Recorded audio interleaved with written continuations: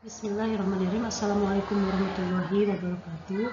Baiklah, pada pertemuan kali ini kita akan membahas materi bab 3 yaitu tentang teks ceramah. Sebetulnya ceramah ini kita sering menemukan ada ceramah, ada pidato, dan juga ada khotbah. Ternyata pengertian ketiga jenis ini sedikit berbeda. Walaupun baik ceramah maupun pidato dan khotbah itu memiliki persamaan. Tetapi kita lihat dulu pengertiannya satu persatu. Ceramah adalah pembicaraan di depan umum yang berisi penyampaian suatu informasi, pengetahuan, dan sebagainya. Sedangkan pidato adalah pembicaraan di depan umum yang cenderung bersifat persuasif, yakni berisi ajakan ataupun dorongan pada halayak untuk berbuat sesuatu.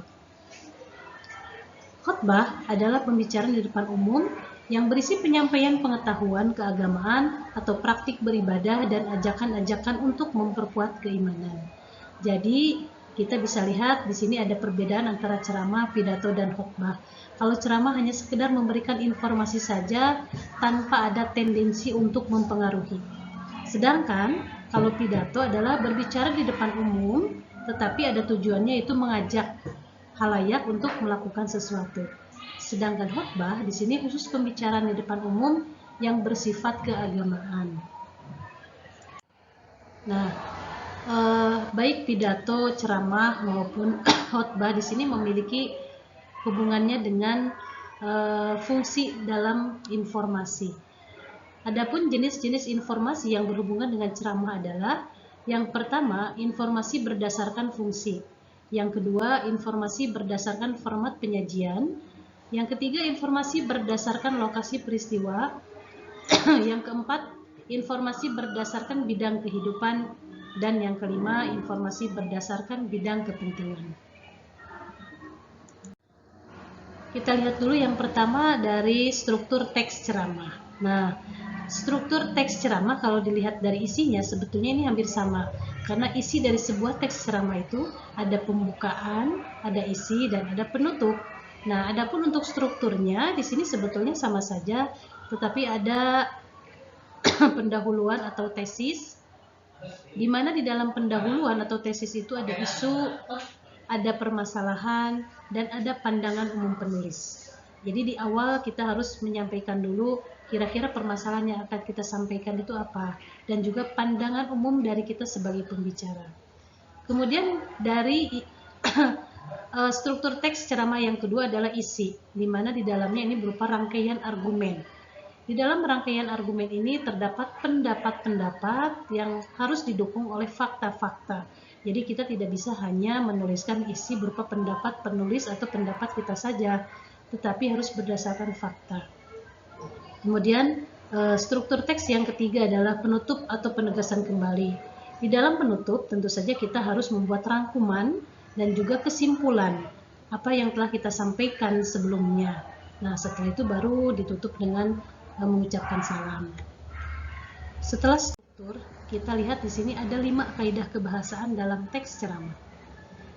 Yang pertama adalah menggunakan kata ganti orang pertama. Nah, karena di sini yang berbicara itu tidak mungkin menggunakan kata ganti orang ketiga. Tentu saja di sini yang sedang melakukan ceramah akan menggunakan kata ganti orang pertama, yaitu saya atau aku. Nah, kemudian dalam memberikan ceramah juga kita pasti akan menyapa. Di sini yang disapanya adalah bisa bapak-bapak atau ibu-ibu, saudara-saudara, rekan-rekan, teman-teman, dan sebagainya. Kemudian kaidah kebahasaan yang kedua menggunakan kata-kata teknis atau peristilahan yang berkenaan dengan topik yang dibahas. Nah, ketika kita memberikan ceramah tentang pertanian, tentunya kita akan menulis tentang istilah-istilah yang berkenaan dengan pertanian. Misalnya pestisida, urea, dan sebagainya. Kemudian yang ketiga, menggunakan kata-kata yang menunjukkan hubungan argumentasi atau sebab akibat. Nah, di sini juga sama. Contohnya, ketika kita melakukan ini, maka akan mengakibatkan. Nah, seperti itu. Kemudian yang keempat, menggunakan kata-kata kerja mental. Kata kerja mental ini berhubungan dengan perilaku dan perasaan, bukan kata kerja yang bisa kita lakukan, misalnya menyapu, atau membaca, tetapi ini yang berhubungan dengan perasaan, contohnya mengharapkan, mencintai, menyukai, itu contoh-contoh kata kerja militer. Kemudian yang kelima adalah menggunakan kata-kata persuasif. Tentu saja dalam sebuah ceramah ataupun pidato, kita akan mengajak, menyeru kepada halayak untuk melakukan apa yang kita inginkan. Misalnya, ayo, mari, seperti itu ya.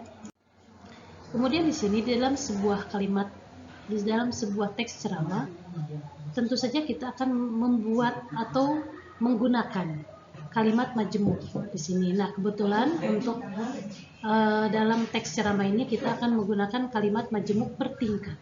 Pengertian dari kalimat majemuk bertingkat adalah kalimat yang memiliki lebih dari satu klausa dan hubungan antar klausanya tidak sederajat.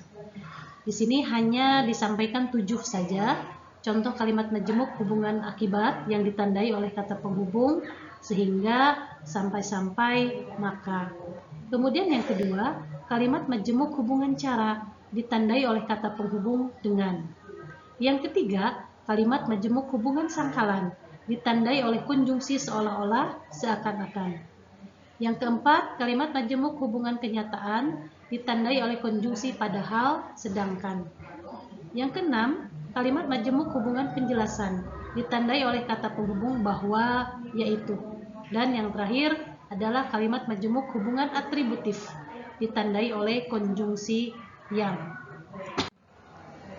Demikian penjelasan saya tentang teks ceramah ya, diawali dari pengertian, kemudian jenis-jenis informasi, struktur teks, kaidah kebahasaan, dan kalimat majemuk. Terima kasih untuk perhatiannya. Wassalamualaikum warahmatullahi wabarakatuh.